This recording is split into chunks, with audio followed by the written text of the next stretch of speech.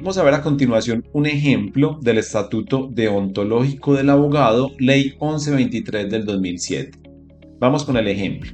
Se desarrolla bajo la metodología de juicio situacional en el cual nos van a presentar un caso hipotético del cual se derivan una pluralidad de ítems o preguntas. El caso es el siguiente. Vamos a leer con atención. La señora C.R. solicitó al abogado J.R. que la representara en el trámite notarial de sucesión de su madre, fallecida en enero del 2023. Acordaron que el profesional adelantaría la gestión, pero nunca suscribieron un contrato formal ni se estableció de manera clara y previa el monto de los honorarios. El trámite fue presentado ante una notaría y una vez culminado, se autorizó la entrega de 150 millones de pesos correspondientes a los activos de la sucesión. Durante la cita final en la notaría y en presencia del notario, el abogado J.R. solicitó el pago de 40 millones de pesos en efectivo como honorarios profesionales. La suma fue entregada por C.R. y su hermano en ese mismo acto, pero el notario advirtió que no existía constancia escrita del acuerdo de honorarios ni documento que justificara el monto exigido. Ante la observación del funcionario, el abogado respondió que ese era el valor que correspondía por toda la gestión, sin explicar con precisión cómo se había calculado la suma. El caso continúa. Posteriormente, CR, es decir, la cliente, la usuaria, consultó con otro profesional del derecho quien le indicó que el valor pagado era superior al valor sugerido por el Colegio Nacional de Abogados. Al no haber un contrato ni criterios objetivos para determinar la suma, presentó una queja disciplinaria contra JR, su abogado, argumentando que éste se valió de un desconocimiento y del momento para obtener un beneficio económico indebido. El caso fue asumido por la autoridad disciplinaria competente que inició investigación por posible incumplimiento del deber de honradez profesional al no fijar previamente los honorarios con criterios equitativos, justificados y proporcionales y por la presunta obtención de una remuneración desproporcionada frente al trabajo efectivamente realizado. El abogado es sancionado con censura. Si bien no se presenta a la audiencia de fallo, la sentencia es enviada al correo electrónico informado al despacho por parte del abogado. Entonces allí tenemos un conjunto de hechos que vamos a dar por ciertos y de los cuales se deriva una pluralidad de preguntas. La pregunta número 1 es la siguiente. El término autoridad disciplinaria competente puede reemplazarse por A. Consejo Superior de la Judicatura, B. Procuraduría Delegada para los Asuntos Disciplinarios, C. Comisión Seccional de Disciplina Judicial. Esta es la pregunta número 1. De ellas vamos a seleccionar solamente una opción de respuesta, ya que solamente una es correcta y por lo tanto solamente una contiene la clave de respuesta. Vamos a ir con la pregunta número 2. Primero vamos a abordar la totalidad de preguntas, luego vamos a ver cuáles son las normas y la jurisprudencia que nos va a servir para resolver cada una de las preguntas y luego vamos a poner en común las claves de respuesta. Pregunta número 2. El hecho de no haber suscrito un contrato escrito para regular los honorarios, sino un contrato verbal, A. Está dentro del ámbito de libertad de la relación abogado-cliente. B. Constituye una falta por sí misma, pues todo contrato de prestación de servicios con abogado debe ser escrito. C. Está dentro de lo preceptuado en la ley, pues la relación contractual entre el abogado y el cliente debe ser verbal y excepcionalmente puede otorgarse por escrito.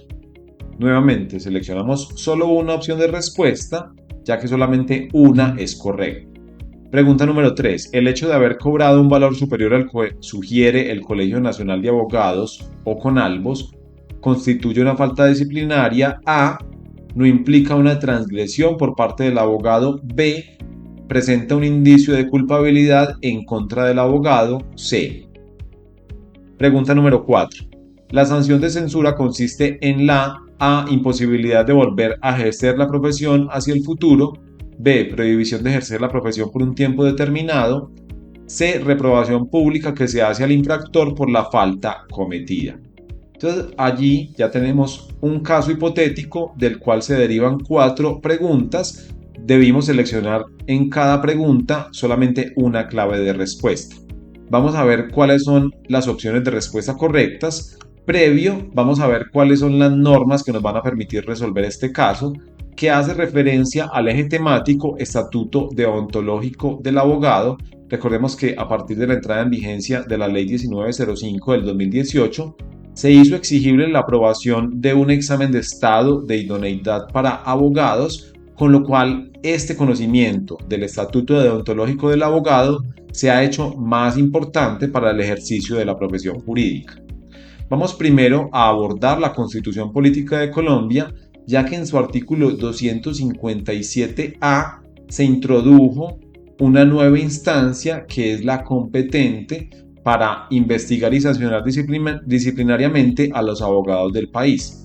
Esta modificación de la Constitución fue introducida mediante el Acto Legislativo 02 del 2015 y a partir de la misma se introdujo el artículo que vamos a leer a continuación. La Comisión Nacional de Disciplina Judicial ejercerá la función jurisdiccional disciplinaria sobre los funcionarios y empleados de la rama judicial, también sobre los abogados, como lo veremos en un momento.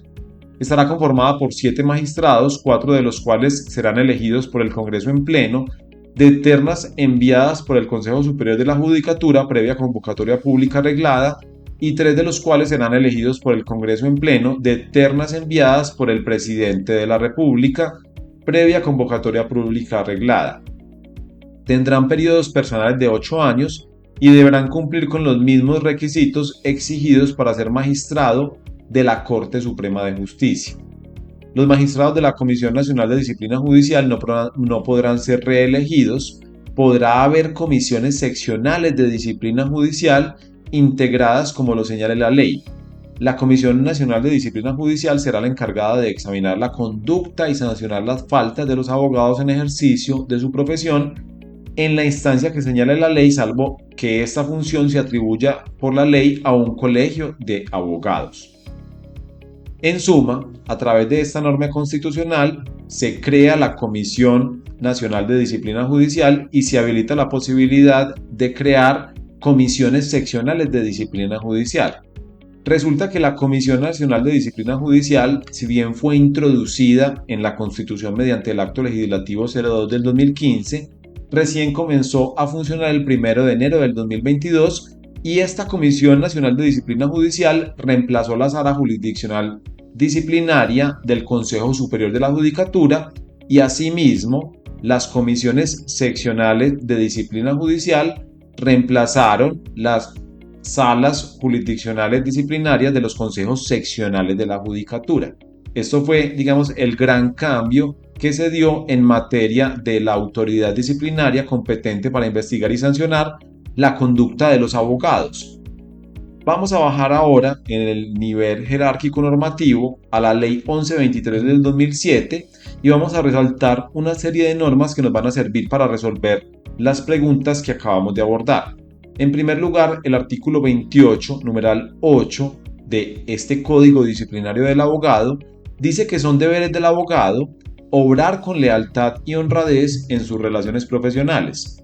En desarrollo de este deber, entre otros aspectos, el abogado deberá fijar sus honorarios con criterio equitativo, justificado y proporcional frente al servicio prestado o de acuerdo a las normas que se dicten para el efecto y suscribirá recibos cada vez que perciba dineros cualquiera sea su concepto. Esa es una norma muy importante en materia de fijación de honorarios cuando se está en una relación contractual con un cliente. Allí están los criterios con los cuales el abogado debe fijar estos honorarios. Adicionalmente, vamos a resaltar el artículo 40 de este Estatuto Deontológico del Abogado, que establece dentro de las faltas disciplinarias las siguientes. El abogado que incurra en cualquiera de las faltas reseñadas en el título precedente será sancionado con censura, multa, suspensión o exclusión del ejercicio de la profesión, las cuales se impondrán atendiendo los criterios de graduación establecidos en este código. De forma subsiguiente, el artículo 41 define la censura como la reprobación pública que se hace al infractor por la falta cometida. Esto es la censura. Y también recordemos que hay otras faltas que se pueden imponer a los abogados que cometen infracciones. Estas faltas están mencionadas precisamente en el artículo 40, que son las sanciones de censura, multa, suspensión o exclusión en el ejercicio de la profesión. En el caso de la censura, consiste en la reprobación pública que se hace al infractor. Es simplemente una reprobación pública. Y finalmente vamos a resaltar algunas sentencias de la Comisión Nacional de Disciplina Judicial que nos van a ayudar a resolver este grupo de preguntas que acabamos de ver, específicamente la sentencia del 8 de mayo del 2024. En ella se precisó que el hecho de que no existiera un contrato escrito entre un abogado y el usuario no implicaba por sí mismo una infracción disciplinaria, y que lo verdaderamente relevante es analizar si se cumple eso que mencionamos del artículo 28, numeral 8, si el abogado se aprovechó de la inexperiencia o de la necesidad del cliente o de su ignorancia, o si obtuvo una remuneración desproporcionada. Realmente esto es lo relevante, si hay una remuneración desproporcionada, y no si simplemente no se pactó una relación contractual por escrito. Si esta fue verbal, esto no implica una falta disciplinaria por sí mismo. Y adicionalmente, ante la ausencia o por el hecho de que se supere el tope estipulado por el Colegio Nacional de Abogados, también la Comisión Nacional de Disciplina Judicial, en sentencia del 8 de mayo del 2024, revocó una sanción que había sido impuesta sobre la base de que el abogado había cobrado una suma mayor a la señalada por las tablas de Conalvos. Recordemos que Conalvos es el Colegio Nacional de Abogados. En esta providencia se afirmó lo siguiente, abro comillas: no hay norma alguna que obligue a acudir a las tablas de honorarios de abogados, a las tablas de honorarios de Conalvos, para fijar los honorarios, en tanto son una fuente supletoria que pueden observar los abogados. Por el hecho de no hacerlo, no implica la transgresión de los deberes profesionales. Cierro comillas. Es decir, los honorarios pactados y percibidos pueden superar los fijados por el Colegio Nacional de Abogados. Allí tenemos entonces las normas que nos permiten resolver el grupo de preguntas que acabamos de abordar, y vamos precisamente con la primera. El término autoridad disciplinaria competente puede reemplazarse por Comisión Seccional de Disciplina Judicial. Recordemos que estas comisiones seccionales de disciplina judicial comenzaron a funcionar en el mes de enero del 2022, recientemente. Pregunta número 2. El hecho de no haber suscrito un contrato escrito para regular los honorarios en un contrato verbal está dentro del ámbito de libertad de la relación abogado-cliente. Allí lo que el abogado debe observar es que los honorarios sean fijados con criterios de proporcionalidad, con criterios de equidad, con criterios que cumplan con aquello establecido en el Estatuto Deontológico del Abogado, como lo mencionamos previamente, específicamente en el artículo 28, numeral 8, que establece unas pautas que deben observar los abogados para fijar los honorarios profesionales. Pregunta número 3. El hecho de haber cobrado un valor superior al que sugiere el Colegio Nacional de Abogados, B, no implica una transgresión por parte del abogado. Ya lo vimos, según lo ha mencionado, según lo ha definido la jurisprudencia de la Comisión Nacional de Disciplina Judicial, estos topes estipulados por Conalvos pueden ser superados en determinados casos. La sanción de censura, finalmente, para abordar la pregunta número 4, consiste en la reprobación pública que se hace al infractor por la falta cometida. Allí tenemos entonces las claves de respuesta de este ejemplo del Estatuto Deontológico del Abogado, Ley 1123 del 2007.